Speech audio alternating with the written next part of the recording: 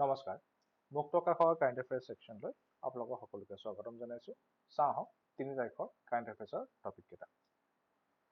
আজি আমি প্ৰায় 3টামান আমি টপিক ডিছকাছ কৰিম ষ্টেট ৰিলেটেড তাৰপিছত আমি ডিছকাছ কৰিম 3টা নিউজ আমি ইণ্ডিয়া ৰিলেটেড আৰু যদি চাওঁ ইণ্টাৰনেশ্যনেল লেভেলত আমি ডিছকাছ কৰিম 2টা টপিক আৰু ফাইনেলি এটা টপিক থাকিব আমাৰ স্পৰ্টছৰ ডিছকাশ্যন চাওঁ টপিককেইটা IIT Guwahati এটা আপনার MOU সাইন করেছে অর্থাৎ memorandum of understanding with north east space application centre যাক চমুকৈ NESAC বুলি কোৱা হয় NESAC it's a part of ISRO that is Indian Space Research Organization যাৰ হেডকোৱাৰ্টাৰ ক'ত হ'ব আপোনাৰ বেংগলোৰ এইটো আপোনালোকে মনত ৰাখিব আৰু ইয়াৰ হেডৰ নাম হৈছে আপোনাৰ কে শিৱান এতিয়া IIT Guwahati কি কৰিছে তেওঁলোকে যিখন আপোনাৰ মেমৰেণ্ডাম অফ আন্ডাৰষ্টেণ্ডিং সাইন কৰিছে that will be all about studying the entire northeastern region যেহেতু আপোনালোকে দেখিছে মেপখনত this is a physical map of India আৰু আমি প্ৰায় দেখিছো যে যিমানখিনি আপোনালোকে প্ৰায় ব্ৰাউনিশ বা যিমানখিনি ডাৰ্ক কালাৰত আপোনালোকে এৰিয়া দেখিছে এই সমূহখিনি অঞ্চল কি হৈছে আপোনাৰ আচলতে আপোনাৰ পাহাৰেৰে আচলতে গঠিত বা আপোনাৰ ওখ ওখ ঠাই বা the terrain is very much difficult অৰ্থাৎ altitude তাত বেছি যিহেতু আপোনাৰ প্ৰায় আপুনি দেখিছে অৰুণাচল প্ৰদেশখন প্ৰায় আপোনাৰ ইটস আ মাউণ্টেনিয়াছ টেৰেইন যদি আমি নাগালেণ্ডো চাওঁ তেন্তে নাগালেণ্ডো আপোনাৰ প্ৰায় আপোনাৰ মাউণ্টেনিয়াছ মিজোৰামৰ আপোনাৰ পাৰ্ট বাই পাৰ্ট তেনেকৈ আছে মণিপুৰো একে মেঘালয়তো আপোনাৰ আমি দেখিছে যে Khasi hills Jaintia hills Garo hills থাকে এই প্ৰায়বিলাক এৰিয়াত আমি দেখিছোঁ যে নৰ্থ ইষ্টত অসমক বাদ দি অন্যান্য দেশ ৰাজ্যৰ ক্ষেত্ৰত আৰু ত্ৰিপুৰাক বাদ দি আমি প্ৰায় দেখোঁ যে আপোনাৰ পাহাৰীয়া অঞ্চলসমূহ বেছি আৰু সেইসমূহ থকাৰ কাৰণে কি হয় যান জঁটৰ অলপ আপোনাৰ দিগদাৰ হয় যিহেতু আপোনাৰ হিল শ্লাইড হয় লেণ্ডশ্লাইড হয় আৰু আপোনাৰ কনষ্ট্ৰাকশ্যন এক্টিভিটিজবোৰ অলপ আপোনাৰ ঢিলা অলপ আপোনাৰ লাহে ধীৰে কৰিবলগীয়া হয় সেইকাৰণে যিহেতু এতিয়া স্পেচ টেকনলজি বহুত আপোনাৰ প্ৰাধান্য পাইছে আৰু ইছৰো হেজ ডেভেলপড আ লট সেই তাৰে সুযোগত IIT গুৱাহাটী কি কৰিব এই নৰ্থ ইষ্টাৰ্ণ ষ্টেটসমূহক কি কৰিব এটা মানে এটা পথ এটা দেখাবলৈ অগ্ৰসৰ হ'বলৈ আপোনাৰ এটা প্ৰজেক্ট হাতত লৈছে যাৰ ফলত আমি চাগে হয়তো আহিবলগীয়া দিনকেইটাত আমি অলপ মানে enhance version of project implementation দেখিবলৈ পাওঁ যদি আমি অসমৰ যদি চাওঁ তেন্তে অসমৰ আপোনাৰ মিকি হিলছ আপোনালোকে জানে মিকি হিলছ আছে আৰু তাৰ বাদ দি আমি দেখিছোঁ যে আপোনাৰ নীলাচল পাহাৰো আছে য'ত আপোনাৰ কামাখ্যা মন্দিৰ আপোনাৰ অৱস্থিত বাকী প্ৰায়বিলাক অঞ্চলতে অসমৰ আপোনাৰ প্ৰায় ভৈয়াম অঞ্চলে দেখিবলৈ পাম আৰু apart from the Bareil range of where it is existing in the Karbi Anglong that is dividing the Brahmaputra Valley with that of the Barak Valley. তাৰপিছত যদি আমি অন্য এটা যদি সেক্টৰ এটা যদি চাওঁ which is disaster that means in terms of earthquake অৰ্থাৎ ভূমিকম্পৰ যদি ক্ষেত্ৰ যদি চাওঁ তেন্তে এই সমগ্ৰ উত্তৰ পূৰ্বাঞ্চলৰ এৰিয়াটো আপোনাৰ কিহত পৰে আপোনাৰ এই জোন 5ত পৰে যেটো আপোনাৰ আৰ্থকুৱেকৰ বা আৰ্থকুৱেক প্ৰন জোনত আপোনাৰ এটা ভেৰি হাই ৰিস্ক জোনত আচলতে আপোনাৰ এইটো ইনক্লুড হয় অৰ্থাৎ এই অঞ্চলত বা এনেকুৱা হাই ৰিস্ক জোন বিলাকত কি হয় ভূমিকম্প হোৱাৰ আপোনাৰ প্ৰাবল্য বহুতে বেছি আৰু যেতিয়া ভূমিকম্প হ'ব আপোনাৰ ভূমিকম্প ইন্টেন্সিটিটো আপোনাৰ হেতু বহুত আপোনাৰ এটা ডাঙৰ ইন্টেন্সিটি ভূমিকম্প হ'ব পাৰে অৰ্থাৎ জোকাৰণি যেটো হয় সেই জোকাৰণিটো আপোনাৰ বহুতে আপোনাৰ বিক্ষম হ'ব পাৰে অন্যান্য অঞ্চলসমূহ আছে আপোনাৰ দেখিছে অন্যান্য অঞ্চল দেখিব আপোনাৰ আন্দামান এণ্ড নিকোবাৰ আইলেণ্ড আছে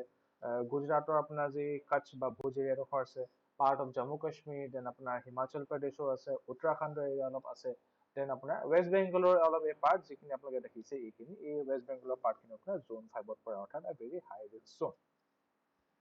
এতিয়া IIT গুৱাহাটীয়ে যেটো আপোনাৰ MOU সাইন কৰিলে তেওঁলোকে কৈছে যে this MOU will be aimed at studying the disasters in the northeastern region which is highly prone to floods আমি আৰ্থকুৱেকৰ কথা ডিসকাস কৰিলো ল্যান্ডস্লাইড এণ্ড ইৰোজনৰ কথা ডিসকাস কৰিলো আমি আৰু এটা টপিক ডিসকাস কৰিব লাগিব which is about floods যেটো আমি জানো যে বানপানী প্ৰায় এটা জ্বলন্ত সমস্যা হৈ পৰিছে প্ৰত্যেক বছৰে কি হয় বৰষুণ আহে আপোনাৰ পানী আপোনাৰ লেভেলটো বাঢ়ি উঠে আৰু তাৰ ফলতে কি হয় আপোনাৰ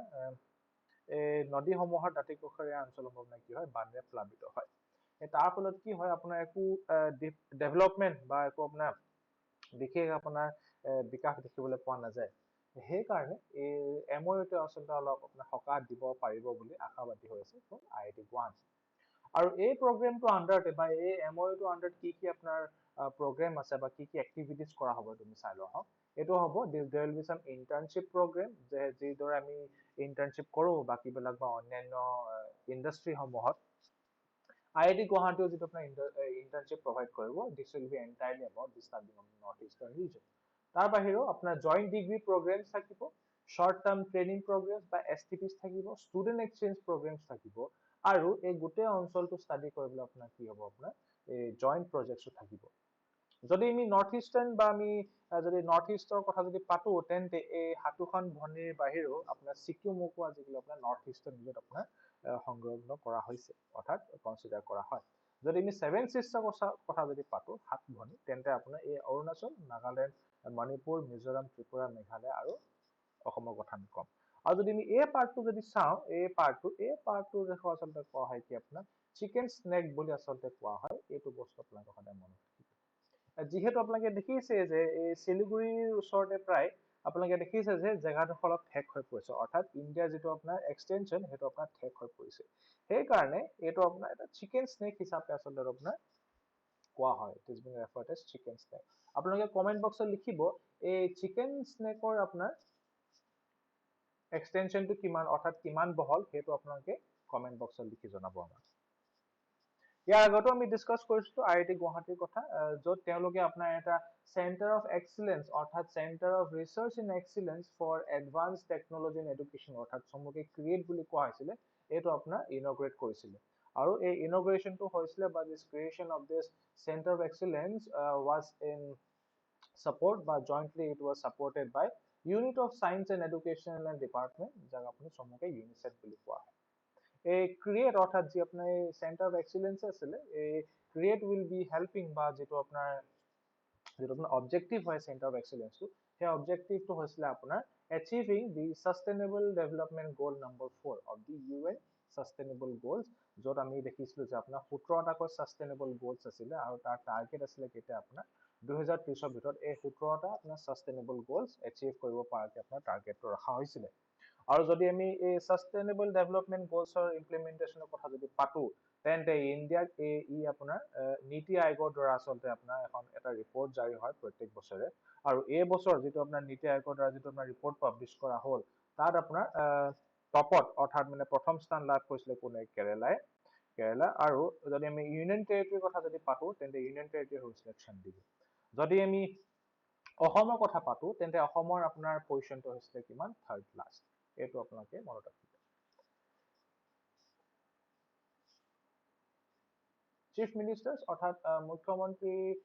অসম আৰু নাগালেণ্ডৰ মুখ্যমন্ত্ৰী এখন আপোনাৰ বৈঠকত মিলিত হৈছে আৰু they have discussed about the border issue যিটো আপোনাৰ বৰ্তমান সময়ছোৱাত সীমান্ত বিবাদ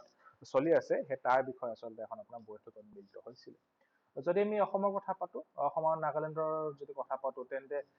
প্ৰায় কি হৈ থাকে আমি নিউজ পেপাৰত বা আপুনি বাতৰি পত্ৰ আমি শুনি থাকিবলৈ পাওঁ যে আপোনাৰ ভূমি বিবাদ চলি আছে বা সীমান্ত অঞ্চল প্ৰায় অশান্তিময় পৰিস্থিতি আপোনাৰ বিৰাজমান কৰি থাকে সেই তাৰ বিষয়ে আচলতে আপোনাৰ অলপ বুজাবুজি হ'বলৈ এই বৈঠকখন আচলতে অনুষ্ঠিত কৰা হৈছিল যদি আমি চাওঁ তেন্তে এই নাগালেণ্ডৰ আপোনাৰ এটা আপোনাৰ ডিসএডভান্টেজ বুলি নহয় কিন্তু এটা কমপ্লিকেশ্যন থাকে in terms of transportation in terms of logistics কিয়নো যদি আমি নাগালেণ্ডৰ কেপিটেল যদি চাওঁ কোহিমা আৰু যদি অন্যান্য যদি নাগালেণ্ডৰ আমি যদি ঠাইসমূহ যদি চাওঁ ধৰি লওক মুককচাং উদাহৰণস্বৰূপে বা মন জিলা এইসমূহ জেগালৈ যাবলৈ প্ৰায় কি হয় এই নাগালেণ্ডৰ মানুহসকলে কি কৰিব লাগে তেওঁলোকে আচলতে প্ৰায় সময়ছোৱাত তেওঁলোকে অসম হৈয়ে প্ৰায় যাত্ৰা কৰিব লাগে যিহেতু আপোনালোকে দেখিছিলে অলপ আগত আমি ফিজিকেল মেপখন দেখুৱাইছিলো তাতে আপোনালোকে দেখিছিলে যে প্ৰায় সমগ্ৰ নাগালেণ্ডৰ এই অঞ্চলসমূহ আপোনাৰ কি এটা পাহাৰীয়া অঞ্চল তাৰ ফলত কি হয় আপোনাৰ সাধাৰণ ৰাস্তা বনাবলৈ অলপ কঠিন তাৰ ফলত কি হ'ব এই নাগালেণ্ডৰ মানুহসকলে আপোনাৰ প্ৰায় অসমৰ ৰাস্তাসমূহ ব্যৱহাৰ কৰিবলগীয়া হয় যাতায়াতৰ কাৰণে কিন্তু সদ্যহতে কি হৈছে এই যিটো আপোনাৰ বৰ্ডাৰ এৰিয়া যিটো অসম আৰু নাগালেণ্ডৰ যিটো আপোনাৰ বৰ্ডাৰ এৰিয়া আছে এই বৰ্ডাৰ এৰিয়াত কি হৈছে অলপ আপোনাৰ মানে কি হৈছে ভূমি বেদখল লৈ আচলতে অলপ আপোনাৰ বিবাদ চলি আছে অসমে কয় যে নাগালেণ্ডে আপোনাৰ ভূমি বেদখল কৰিছে অসমৰ এলেকাত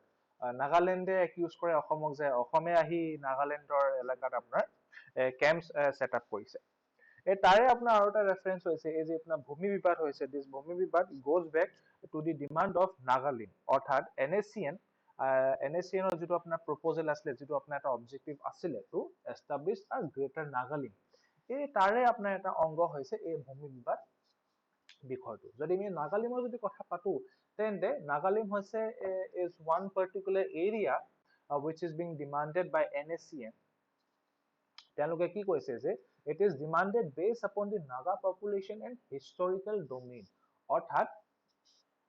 যিহেতু এই সমগ্ৰ অঞ্চলত আপোনাৰ নগা মানুহ দেখিবলৈ পোৱা যায় বা আপোনাৰ বসতি কৰিছে সেই তাৰে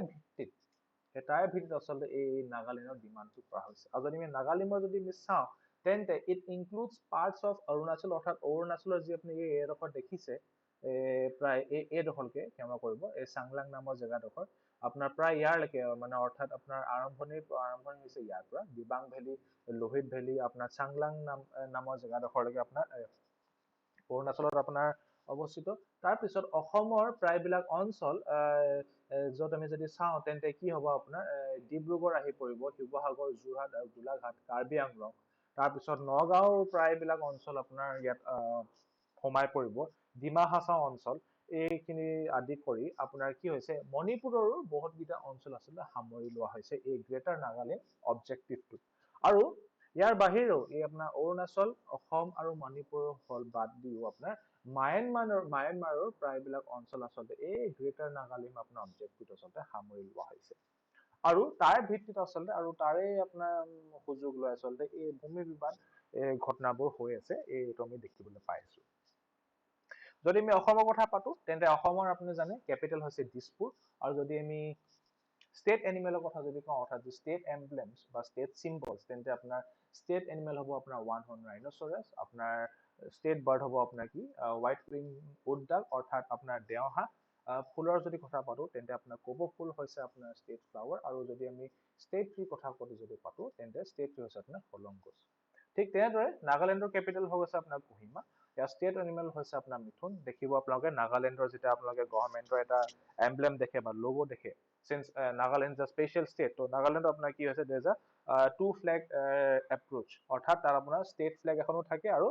ইণ্ডিয়ান ফ্লেগখনো আপোনাৰ হোষ্ট কৰা হয় সেই তাতে আপোনালোকে দেখিব যে এই মিথুনৰ এমব্লেমটো বা লোগোটো দেখিবলৈ পোৱা যায় আৰু অন্যান্য এইকেইটা হৈছে আপোনাৰ ষ্টেট বাৰ্ড ফ্লাৱাৰ আৰু ট্ৰি এইকেইটা আপোনালোকে মনত ৰাখিব লাগিব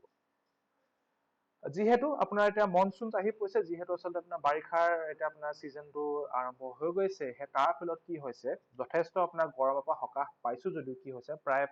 ঠাইতে আপোনাৰ কি হৈছে পানী জমা হ'বলৈ আৰম্ভ হয় যি ধৰক আপোনাৰ যদি টায়াৰ্স কিছুমান যদি থাকে যা ধৰি লওক আপুনি যদি টেংকি থাকে বা ক'ৰবাত যদি আপোনাৰ বাল্টিৰ সদৃশ যদি কিবা পাত্ৰ যদি থাকে বা আপোনাৰ ফুলৰ টাব থাকে তাত কি হৈছে পানী জমা হয় সেই পানী জমা হোৱাৰ পাছতে কি হয় আচলতে আপোনাৰ এই মহৰ আপোনাৰ উৎপত্তি হয় আৰু এই মহবিলাকে আপোনাৰ কি কৈছে আচলতে আপোনাৰ এই ডেংগু বেমাৰটো আচলতে আপোনাৰ কি কয় আপোনাৰ সুচৰে আৰু ডেংগু বেমাৰটো প্ৰায় আপোনাৰ মেলেৰিয়াতকৈ অলপ বেলেগ আৰু তাৰ ফলত কি হৈছে ডেংগু আপোনাৰ প্ৰায় এটা আপোনাৰ মহামাৰীৰ ৰূপ ল'বলৈ আৰম্ভ কৰিছে সেইকাৰণে কি হৈছে আপোনাৰ গভৰ্ণমেণ্ট অফ আছামে প্ৰায় গোটেই জুলাই মাহটোতে আচলতে আপোনাৰ এন্টি ডেংগু মান্থ হিচাপে আচলতে আপোনাৰ এইটো উদযাপন কৰে য'ত আপোনাৰ তেওঁলোকে বহুত কেইটা এৱেৰনেছ প্ৰগ্ৰেমছ বা সজাগতা শিবিৰ তেওঁলোকে অনুষ্ঠিত কৰে য'ত তেওঁলোকে ডেংগুৰ বিষয়ে আচলতে ৰাইজক সজাগ কৰে যদি আমি চাওঁ যদি চিমটমছৰ কথা যদি চাওঁ যদি ধৰি লওক আপোনাৰ যদি বহুত জ্বৰ হৈছে বহুত দিনৰ পৰা বা মাথা বিষ বা যদি আপোনাৰ চকু বিষাইছে বা আপোনাৰ যদি গা বিষাইছে ধৰি লওক আপোনাৰ তাৰপিছত গাঁঠি যদি বিষাইছে গাঁঠিত যদি বিষ হৈছে চকুকেইটা যদি আপোনাৰ ৰঙা পৰিছে আৰু স্কিনত যদি আপোনাৰ যদি ৰেচেছ পৰিছে বা যদি আপোনাৰ আলুৰ পৰা অৰ্থাৎ দাঁতৰ আলুৰ পৰা যদি আপোনাৰ তেজ ওলাইছে বা আপোনাৰ ব্লিডিং হৈছে সেই তেনেসমূহ লক্ষণ আপোনাৰ এটা ডেংগুৰ লক্ষণ হ'ব পাৰে যিহেতু বৰ্তমান সময়ছোৱালৈকে ডেংগুৰ একো আপোনাৰ কিয়ৰ নাই অৰ্থাৎ ডেংগুৰ কাৰণে আপোনাৰ একো ভেকচিন বা একো আপোনাৰ তেনেকে মেডিচিনছ নাই সেইকাৰণে কি হৈছে the best possible way is to prevent অৰ্থাৎ আপোনাৰ এই ডেংগুৰ পৰা আঁতৰি চলিবলৈ আচলতে এইটো আপোনাৰ এডভাইচ কৰা হয় যদি আমি ডেংগুৰ যদি কথা পাতো তেন্তে ডেংগু যিটো আপোনাৰ মহৰ পৰা হয় সেই মহটোৰ নাম হৈছে আপোনাৰ এইডিছ এজিপ্টি এইটো আপোনালোকে মনত ৰাখিব এইডিছ এজিপ্টি আৰু যদি আমি মেলেৰিয়াৰ কথা যদি পাতো তেন্তে মেলেৰিয়াৰ আপোনাৰ মহটোৰ নাম হৈছে কি আপোনাৰ ফিমেল এন'ফেলাছ মস্কিটো এইটো আপোনালোকে মনত ৰাখিব এতিয়া নিজকে আপোনাৰ ডেংগুৰ পৰা বচাই ৰাখিবলৈ কি কৰিব লাগিব? প্ৰায় আমি আঁঠুৱা ব্যৱহাৰ কৰিব লাগিবই। তাৰপিছত যিমানসমূহ আপোনাৰ এনেকুৱা ষ্ট'ৰেজ ভেছেল কিছুমান আছে, যিবিলাক আমি কথা পাতিলো, ফুলৰ টাব হৈ গ'ল বা আপোনাৰ এনে পৰি থকা টায়াৰসমূহ হৈ গ'ল বা কিবা এনে পাত্ৰ এটা য'ত আপোনাৰ পানী জমা হ'ব পাৰে, সেই তেনেবোৰ জেগা বা তেনেবোৰ বস্তু আমি অলপ মানে ব্যৱহাৰ কৰাটো কম কৰিব লাগিব। অৰ্থাৎ আমি পানী জমা হ'বলৈ দিব নালাগিব। প্ৰায়বিলাক ক্ষেত্ৰত আমি দেখো যে বহুতৰ ঘৰতে যিমানসমূহ ড্ৰেইন বা নলা বনোৱা হয়, সেই নলাসমূহত আচলতে পানীখিনি আপোনাৰ ৰৈ থাকে, অৰ্থাৎ ইট ইজ ষ্টেগনেণ্ট। সেই তেনে ক্ষেত্ৰতো আচলতে আপোনাৰ those particular stagnant drains becomes a good breeding ground for this Aedes aegypti mosquitoes. আৰু আপোনাৰ কি হয়, ফগিং কৰিব পাৰি, অৰ্থাৎ আপোনাৰ ধোঁৱা দিব পৰা যায়। ধৰি লওক আপুনি ধূনা দিয়ক বা বেলেগ কিবা যদি ধোঁৱা জাতীয় যদি কিবা আপুনি এটা যদি ব্যৱস্থা এটা কৰিব পাৰে, so' that is also' one of the good protection against dengue. কিন্তু যিহেতু আপোনাৰ এতিয়া ভেকচিনছ নাই, সদ্যহতে কি কৰা হৈছে, আপোনালোকে দেখিছে যে যিমান সময় এই ৰঙা অঞ্চলসমূহ দেখিছে, মেক্সিকোত আছে, প্ৰায় সমগ্ৰ চাউথ আমেৰিকান অঞ্চলত আছে, আফ্ৰিকাৰ প্ৰায় আপোনাৰ চেন্ট্ৰেল আফ্ৰিকান ৰিজনত আছে, আপোনাৰ ইণ্ডিয়ান চাব কণ্টিনেণ্টত আছে, প্ৰায় আপোনাৰ সমগ্ৰ চাউথ এছিয়ান আপোনাৰ দেশসমূহত আছেই। ত' সেই সমগ্ৰ অঞ্চলসমূহত যিহেতু আপুনি গম পাইছে যে এইডোখৰ হৈছে আপোনাৰ এটা ইকুৱেটৰ আৰু আপোনাৰ ট্ৰপিকেল এৰিয়াডোখৰ। হয়, আমি জানো যে এইডোখৰ পৰা আচলতে আপোনাৰ ইকুৱেটৰটো আৰু ইয়াৰ লগে লগে আপোনাৰ ট্ৰপিকসমূহ আপোনাৰ পাৰ হৈ যায়। সেইকাৰণে আচলতে কি হৈছে, তাত আপোনাৰ এই মনচুন চিজনতে আচলতে এই মহটো আচলতে আপোনাৰ দপদপনি অলপ বাঢ়ে। এতিয়া সদ্যহতে কি কৰা হৈছে, উলবেকিয়া বুলি আপোনাৰ এটা বেক্টেৰিয়া আছে। সেই বেক্টেৰিয়াটো আচলতে কি কৈছে, এই আপোনাৰ এইডিছ এজিপ্টি মহবিলাকত আচলতে আপোনাৰ ইনফিউজ কৰা হৈছে বা ইনকুলেট কৰা হৈছে। তাৰ ফলত কি হ'ব, এই উলবেকিয়া বেক্টেৰিয়া থকা মহসমূহে কি কৰিব, পাছত যেতিয়া গৈ আপোনাৰ ব্ৰিডিং কৰিব, সেই ব্ৰিডিং কৰাৰ ফলত কি হ'ব, আপোনাৰ যিমানটো আপোনাৰ অফস্প্ৰিংছ ওলাব, সেই সমূহখিনি অফস্প্ৰিংছ আচলতে আপোনাৰ ডেংগু বিয়পাব নোৱাৰা আপোনাৰ মহ ওলাই পৰিব। তাৰ ফলত কি হ'ব, আপোনাৰ মহে কামুৰিব যদিও বা মহ থাকিব যদিও আপোনাৰ সেই ডেংগুৰ আপোনাৰ ৰিস্কটো আচলতে আপোনাৰ কমি আহিব। এইটো হৈছে এটা আপোনাৰ যিটো আপোনাৰ বৰ্তমান সময়ছোৱাত যিটো আপোনাৰ প্ৰচেষ্টা চলি আছে ডেংগুৰ বিৰুদ্ধে আপোনাৰ যুঁজখনৰ। যিহেতু আপোনালোকে জানে যে নতুন IT ৰুলছ আহি পৰিছিলে, there were lot many amendments, আৰু তাৰ পিছতে কি হৈছিলে যে এই IT ৰুলছৰ এটা আপোনাৰ মেণ্ডেটৰী আছিলে যে disclosure of compliance reports। আৰু সদ্যহতে Facebook was the first company to publish this compliance reports, আৰু তাৰ লগতে আপোনাৰ গুগলৰ আপোনাৰ আচলতে compliance report তেওঁলোকে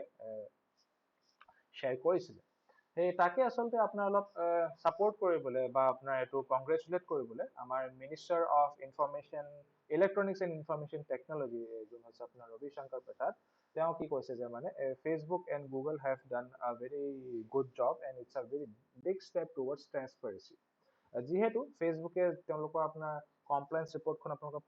পাব্লিছ কৰিছিলে, আৰু তাত তেওঁলোকে কৈছে যে they have initiated actions against some 30 million content pieces। এইটো আপোনাৰ কোৱা হৈছে ফেচবুকৰ দ্বাৰা। অৰ্থাৎ আৰু আপোনাৰ কি হৈছে, গুগলৰ প্ৰায় আপোনাৰ 60,000টা লিংক আপোনাৰ প্ৰডাক্টৰ পৰা মানে আচলতে বা 60,000টা লিংক আপোনাৰ ৰিমুভ কৰিছে সেই প্ৰডাক্টসমূহৰ পৰা। যেনেকে আমি দেখো যে কিবা এটা আমি টাইপ কৰিলে গুগলত আমি এডভাৰটাইজমেন্ট কিমান দেখো, বা আমি যদি কিবা ভিডিঅ'জ বা কিবা যদি চাৰ্চ কৰো, তেন্তে আমি দেখো যে আপোনাৰ এই লিংকসমূহ দেখুওৱা থাকে বা এডভাৰটাইজসমূহ পপ আপ হৈ উঠে। সেই তেনেবোৰ আপোনাৰ এডভাৰটাইজমেন্ট বা পপ আপসমূহ আচলতে গুগলে আপোনাৰ ৰিমুভ কৰিবলৈ বা আঁতৰাবলৈ সক্ষম হৈছে। আৰু ফেচবুকেও আপোনাৰ কিমানখিনি কৰিব পাৰিছে, তেওঁলোকে প্ৰায় 30 কোটিটা আপোনাৰ কন্টেন্ট তেওঁলোকে আচলতে মানে একচন ল'ব পাৰিছে। আউট অফ উইচ তেওঁলোকে আপোনাৰ একচনো লৈছে এগেইনষ্ট 2 মিলিয়ন পোষ্ট, আৰু তেওঁলোকে প্ৰায় 30 কোটিটা আচলতে কেছ আচলতে তেওঁলোকে সামৰি ল'ব পাৰিছে। তাৰ ফলতে আচলতে আপোনাৰ এই minister of electronics and information technology আচলতে তেওঁলোকৰ আচলতে আপোনাৰ এটা কংগ্ৰেচুলেট কৰিছে। আৰু যদি আমি যদি চাওঁ, তেন্তে এই IT ৰুলছ এমেণ্ডমেণ্ট লৈ আচলতে টুইটাৰৰ লগত আচলতে বিবাদ চলিছিলে ভাৰত চৰকাৰ, আৰু বৰ্তমান সময়ছোৱাত টুইটাৰ আপোনাৰ যিটো আপোনাৰ ছ'চিয়েল মিডিয়া ইণ্টাৰমিডিয়েট যিটো আপোনাৰ ষ্টেটাছ আছিলে, ছ'চিয়েল মিডিয়া ইণ্টাৰমিডিয়েৰী, সেই ষ্টেটাছটো টুইটাৰে বৰ্তমান সময়ছোৱাত হেৰাই পেলাইছে। যদি আপোনাৰ সেই ৰুলছসমূহ বা সেই ক্লজসমূহ যদি আপোনাৰ মেইনটেইন কৰি ৰাখিলে হয় বা আপোনাক কমপ্লাই কৰি ৰাখিলে হয়, তেন্তে টুইটাৰে বহুতো ক্ষেত্ৰত আচলতে আপোনাৰ কি হৈছিল, আপোনাৰ ইমিউনিটি পালেহেঁতেন বা প্ৰায় কিছুমান সকাহ পালেহেঁতেন ফ্ৰম চাম প্ৰজিকিউশ্যন ফ্ৰম চাম প্ৰচিডিংছ। কিন্তু যিহেতু টুইটাৰে আপোনাৰ এই IT ৰুলছৰ কমপ্লায়েন্স সমূহ আপোনাৰ এডহিয়াৰ কৰা নাছিলে বা আপোনাৰ ফলো কৰা নাছিলে তাৰ ফলতে ছ'চিয়েল মিডিয়া ইণ্টাৰমিডিয়েট হিচাপে সেই টেগটো টুইটাৰ হেৰুৱাইছে এই আইটি ৰুলছৰ আৰু এটা আপোনাৰ ইম্পৰ্টেণ্ট এছপেক্ট আছিলে কি সেইটো আছিলে আপোনাৰ গ্ৰিভেন্স অফিচাৰ এই গ্ৰিভেন্স অফিচাৰজনে আচলতে উইদিন 24 ঘণ্টা আপুনি যদি কিবা যদি এটা আপুনি কমপ্লেইন ফাইল কৰিছে তেন্তে উইদিন 24 আৱাৰ্ছ আপোনাৰ সেই কমপ্লেইনটো এই গ্ৰিভেন্স অফিচাৰজনে আপোনাক গ্ৰহণ কৰিব লাগিব আৰু 15 দিনৰ ভিতৰত এই গ্ৰিভেন্সটো আচলতে আপোনাৰ নিষ্পত্তি কৰিব লাগিব বা ডিছপ'জ কৰিব লাগিব আৰু যিগৰাকী আপোনাৰ গ্ৰিভেন্স অফিচাৰ থাকিব সেই গ্ৰিভেন্স অফিচাৰজন আচলতে হ'ব লাগিব আপোনাৰ এজন ৰেচিডেণ্ট ইণ্ডিয়ান অৰ্থাৎ ভাৰততে বসবাস কৰা এজন ব্যক্তি হ'ব লাগিব গ্ৰিভেন্স অফিচাৰজন সদ্যহতে টুইটাৰৰ গ্ৰিভেন্স অফিচাৰ নিযুক্তি দিছিল যদিও সেই গ্ৰিভেন্স অফিচাৰজন প্ৰথম অৱস্থাত আপোনাৰ ইণ্টাৰিম গ্ৰিভেন্স অফিচাৰ আছিলে কিন্তু তাৰ পিছতে যিজন গ্ৰিভেন্স অফিচাৰক নিযুক্তি দিয়া হৈছিলে তেওঁ হৈছে এজন আপোনাৰ আমেৰিকাৰ ব্যক্তি সেইটো আচলতে আপোনাৰ এগেইনষ্ট দি আইটি ৰুলছ আছিলে যদি আমি ফেচবুকৰ কথা পাতো তেন্তে ফেচবুকৰ আচলতে গ্ৰিভেন্স অফিচাৰ নিযুক্তি কৰিছে আৰু হোৱাটছএপেও আপোনাৰ এই গ্ৰিভেন্স অফিচাৰ নিযুক্তি দিছে আৰু গুগলেও গ্ৰিভেন্স অফিচাৰ নিযুক্তি দিছে যদি ফেচবুকৰ কথা পাতো তেন্তে ফেচবুকৰ গ্ৰিভেন্স অফিচাৰ নাম হৈছে আপোনাৰ স্ফূৰ্তি প্ৰিয়া আৰু হোৱাটছএপৰ যদি কথা পাতো তেন্তে তেওঁৰ নাম হৈছে আপোনাৰ পৰেশ বি লাল আপোনালোকে কমেন্ট বক্সত লিখিব গুগলৰ বৰ্তমান সময়ছোৱাত গ্ৰিভেন্স অফিচাৰ কোন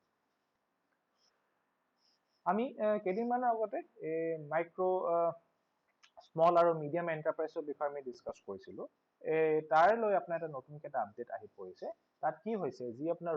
ৰিটেইল যিমানখিনি বিজনেছ আছিলে বা হোলচেল ট্ৰেডাৰ্ছসমূহ আছিলে তেওঁলোককো আচলতে এতিয়া আপোনাৰ বৰ্তমান সময়ৰ পৰা এতিয়া এই MSME আচলতে অন্তৰ্ভুক্ত কৰা হৈছে যদি আমি MSME যদি কথা পাতো অৰ্থাৎ micro small and medium enterprise তেন্তে এই MSME আচলতে আপোনাৰ আগতে আপোনাৰ এটা ক্লাছিফিকেশ্যন চিষ্টেম আছিলে which was based on investment অৰ্থাৎ কিমানখিনি পইচা আপুনি ইনভেষ্ট কৰিছে বিজনেছটো চলাবলৈ সেই তাৰ বেচিছত আচলতে আপোনাৰ এইটো MSME ক্লাছিফিকেশ্যনটো হৈছিল কিন্তু বৰ্তমান সময়ছোৱাত যিটো আপোনাৰ ক্লাছিফিকেশ্যন বা যিটো আপোনাৰ ডেজিগনেশ্যন দিয়া হ'ল MSME চেক্টৰসমূহক সেইটো হৈছে আপোনাৰ ইট ইজ বেছড আপন দি এনুৱেল টাৰ্ণ অভাৰ এইটো আপোনাৰ annual turn over and along with it চাম ইনভেষ্টমেণ্ট অৰ্থাৎ ইনভেষ্টমেণ্টৰ যিটো আপোনাৰ কেপ আছিলে সেই ইনভেষ্টমেণ্টৰ কেপটো আচলতে আপোনাৰ বঢ়াই দিয়া হ'ল বৰ্তমান সময়ছোৱাত যদি আমি চাওঁ তেন্তে মাইক্ৰ এণ্টাৰপ্ৰাইজবোৰ হ'ব আপোনাৰ investment should be less than 1 কোটি টকা আৰু যদি টাৰ্ণ অভাৰ যিটো আমি মুনাফা যদি কথা পাতো তেন্তে মুনাফা আপোনাৰ যদি 5 কোটিতকৈ যদি কম হয় তেন্তে সেই এণ্টাৰপ্ৰাইজসমূহক বা সেই চেক্টৰসমূহক মাইক্ৰ এণ্টাৰপ্ৰাইজ হিচাপে আপোনাৰ গণ্য কৰা হ'ব যদি আমি স্মল চেক্টৰ যদি কথা পাতো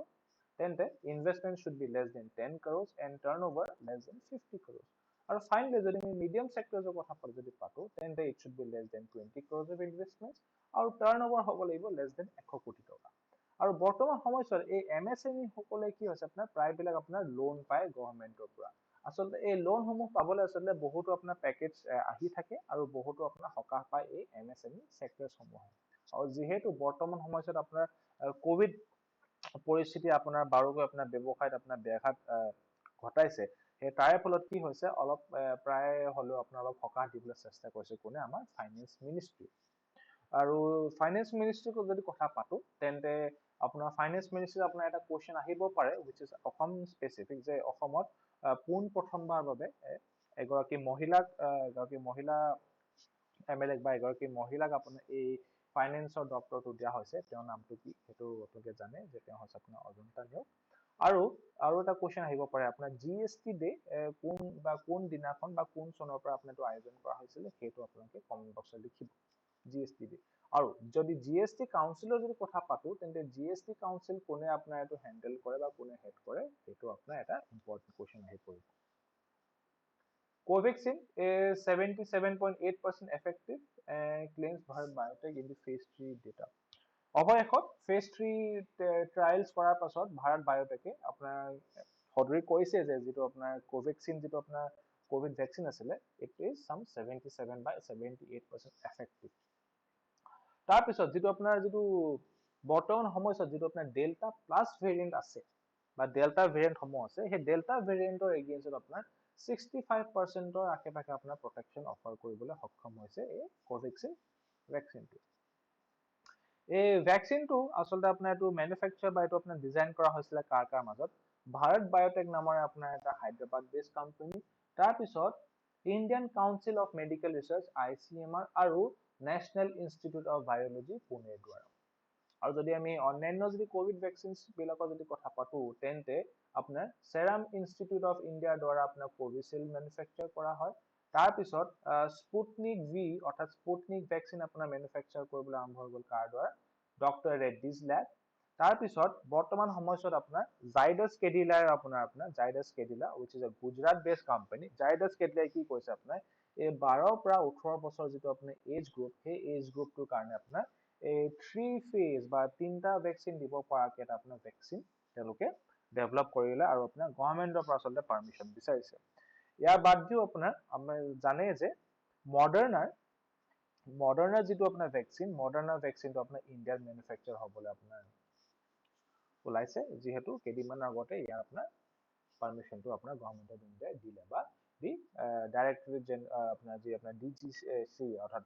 ড্ৰাগ কণ্ট্ৰল অথৰিটি আচলতে এইটো আপোনাৰ পাৰমিশ্যনটো তেওঁলোকক দিলে। US has added Pakistan government to child soldier recruiter list, অৰ্থাৎ সামৰিক বাহিনীত যিসকল দেশে আচলতে 18 বছৰতকৈ আপোনাৰ কম বয়সৰ আপোনাৰ যুৱকসকলক আপোনাৰ অন্তৰ্ভুক্ত কৰিছে, সেইসমূহ দেশক আচলতে USA আপোনাৰ এখন এই চাইল্ড চলজাৰ ৰিক্ৰুটাৰ লিষ্টত আপোনাৰ অন্তৰ্ভুক্ত কৰা হৈছে। যেহেতু আমি জানো যে child labour is a punishable offence, it's a crime. তাৰপিছতো আপোনাৰ এইটো নতুনকে এটা আপোনাৰ এক্সপ্লটেশ্যন অফ বিলো 18 years অফ এজ যুৱকসকলৰ কাৰণে হৈছে এইটো আপোনাৰ সামৰিক সেৱাত আপোনাৰ ভৰ্তি কৰোৱাটো। এণ্ড দিছ আৰু সেইসমূহ ল'ৰা ছোৱালীক আচলতে কি কোৱা হয়, তেওঁলোকক আপোনাৰ চাইল্ড চলজাৰ হিচাপে আচলতে টেগ কৰা হয় বা নামাকৰণ কৰা হয়। আচলতে তেওঁলোকক আচলতে এইটো এই কোডটো দি বা এই টাৰ্মটো দি আচলতে তেওঁলোকক আপোনাৰ গণ্য কৰা হয়। এই চাইল্ড চলজাৰসমূহে কি কৰে, first of all is they are under 18 years of age আৰু they take direct part in hostilities and or who has been compulsorily recruited into government armed forces, polices or other security forces, অৰ্থাৎ যিমানসমূহ আপোনাৰ ৰক্ষা বাহিনী হ'ব, সেই সমূহ আপোনাৰ সামৰিক বাহিনীত আপোনাৰ এই আপোনাৰ 18 বছৰতকৈ তলৰ আপোনাৰ যুৱকসকলক আচলতে আপোনাৰ অন্তৰ্ভুক্ত কৰা হয়। পাকিস্তানৰ বাহিৰেও আপোনাৰ অন্যান্য দেশসমূহ আপোনাৰ এই লিষ্টখনত আহি পৰিছে। সেইকেইখন হৈছে আপোনাৰ কোন কোন যদি চাওঁ তেন্তে Turkey, Afghanistan, Myanmar, democratic Republic of Congo, Iran, Iraq, Libya, মালি, বহুত কেইখন দেশ আচলতে এই লিষ্টখনত আহিছে। এতিয়া এই লিষ্টখন যিখন আচলতে পাব্লিছ কৰা হ'ল, এই লিষ্টখন ওলোৱাৰ ফলত কি হ'ব আচলতে আপোনাৰ এতিয়া US-ৰ লগত যিমানসমূহ দেশৰ যিমান কেইখন দেশ আছে, যদি US-ৰ লগত যদি কিবা সম্পৰ্ক আছে, বিশেষকৈ যদি আপোনাৰ বাণিজ্যিক সম্পৰ্ক আছে বা ধৰি লওক যদি কিবা আপোনাৰ চিকিউৰিটি ৰিলেটেড বা প্ৰতিৰক্ষা ৰিলেটেড যদি কিবা আপোনাৰ যদি বুজাবুজি আছে, সেই তেনে ক্ষেত্ৰত আচলতে কি হ'ব আপোনাৰ অলপ আপোনাৰ ৰেষ্ট্ৰিকশ্যনছ আহি যাব। তেওঁলোকে দেখিছে লিখা আছে the governments identified are subject to restrictions in the following fiscal year, অৰ্থাৎ যিটো আপোনাৰ এই আহিবলগীয়া যিটো আপোনাৰ ফাইনেন্সিয়েল ইয়াৰ হৈছে, সেই তাত আপোনাৰ ৰেষ্ট্ৰিকশ্যনছ পাব। যিদৰে আপোনাৰ USA ইৰাণক আপোনাৰ ৰেষ্ট্ৰিকশ্যন দি থৈছে, চেংচনছ দি থৈছে প্ৰায় 1500মান, সেই তেনেকুৱা চেংচনছ নহ'লেও আপোনাৰ সৰু সুৰা লিমিটেশ্যন বা ৰেষ্ট্ৰিকশ্যনছ থাকিব on certain security assistance and commercial licensing of military equipment, অৰ্থাৎ ধৰি লওক যদি USA যদি আপোনাৰ পাকিস্তানক কিবা যদি মিছাইল চিষ্টেম এটা যদি আপোনাৰ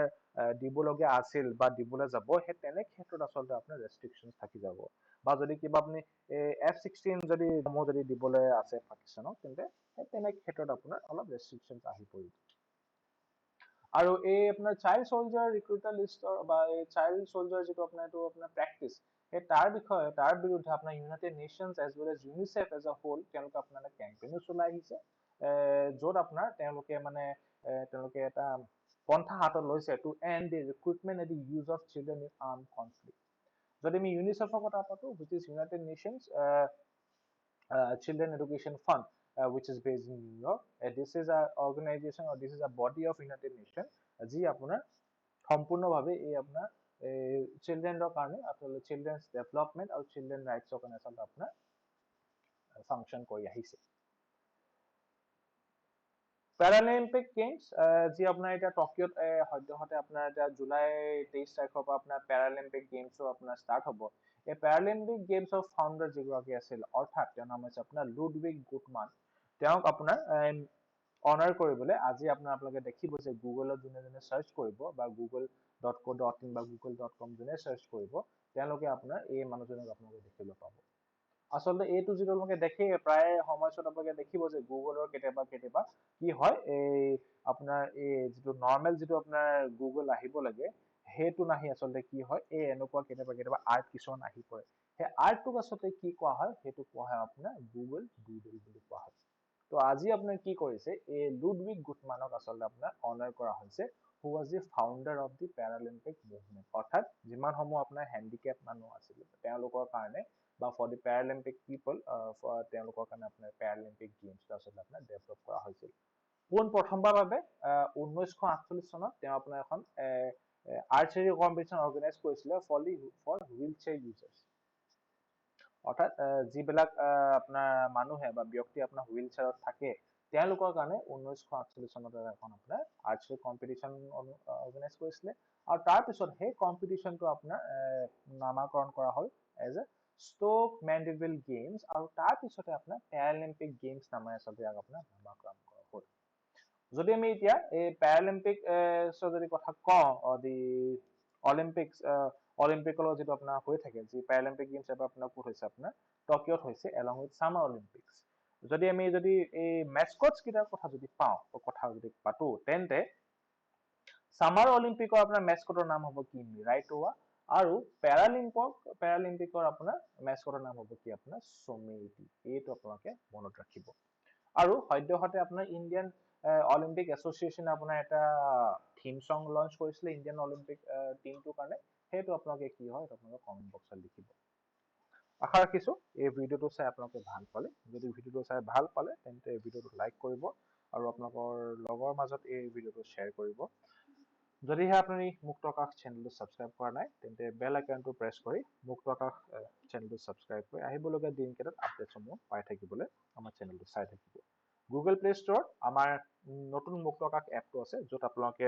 বিভিন্ন ইউনিভাৰ্চিটিৰ আপোনালোকে প্ৰিভিয়াছ ইয়াৰ্ছ কুৱেশ্যন পেপাৰসমূহ পাব আৰু ইয়াৰ বাহিৰে আপোনালোকে আমাৰ অন্যান্য ফেচবুক উইথ ইনষ্টাগ্ৰাম বা টুইটাৰ পেজসমূহত আপোনালোকে এই স্কলাৰশ্বিপছৰ বিষয়ে বা কেৰিয়াৰ গাইডেন্সৰ বিষয়ে বা অন্যান্য কেৰিয়াৰ ডেভেলপমেণ্টৰ বিষয়ে জানিবলৈ এই কণ্টেণ্টসমূহ আপোনালোকে তাত পাব আমাৰ পেজসমূহ তাত আপোনালোকে লাইক বা ফ'ল' কৰিব কাইলৈ আকৌ লগ পাম ধন্যবাদ